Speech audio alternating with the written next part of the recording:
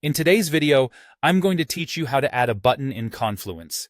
Whether you're looking to enhance your team's Confluence pages with functional, clickable buttons, or you're simply aiming to make content navigation smoother, this guide will take you through each step in just about 5 minutes. So, let's dive in and make your Confluence experience even better. To begin, open your preferred web browser. It doesn't really matter which one you use, as long as you're comfortable with navigating around it. Once you're ready, head over to your search engine and type in Confluence. This will take you to Confluence's homepage, where you'll see a Login option prominently displayed. Click on that to enter your login credentials. Once you're logged in, it's time to find the specific Confluence page you want to edit.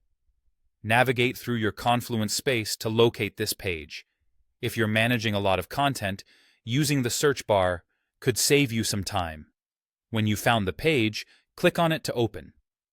Now, you'll need to enter edit mode to start making changes. Look for the pencil icon, usually located near the top of the page or on the action bar.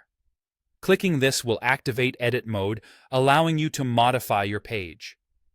With the page in edit mode, the next step is to insert the button macro.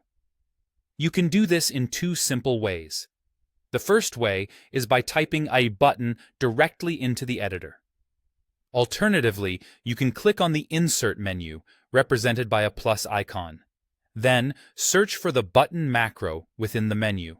Choose the one that suits your needs and click it to add it to your page. Once you've inserted the button, it's time to configure its properties. A panel will appear on your screen, providing you options to customize the button's text, link, and style. Make sure the text is clear and descriptive to ensure users know what to expect when they click the button.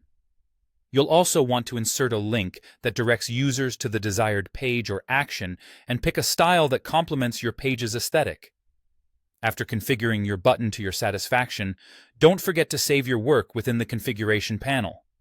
You should see a Save button right there for you to click. Finally, with your button now saved, the last step is to make it visible to others. To do this, you'll need to publish or update the page. Look for either the Publish or Update button at the top of the page and click it. This action will set your changes live, ensuring everyone on your team can see and interact with the newly added button. And there you have it. Your new button should now be live on your Confluence page, ready for use. Thanks for following along, and I hope this guide has been helpful in enhancing your Confluence pages.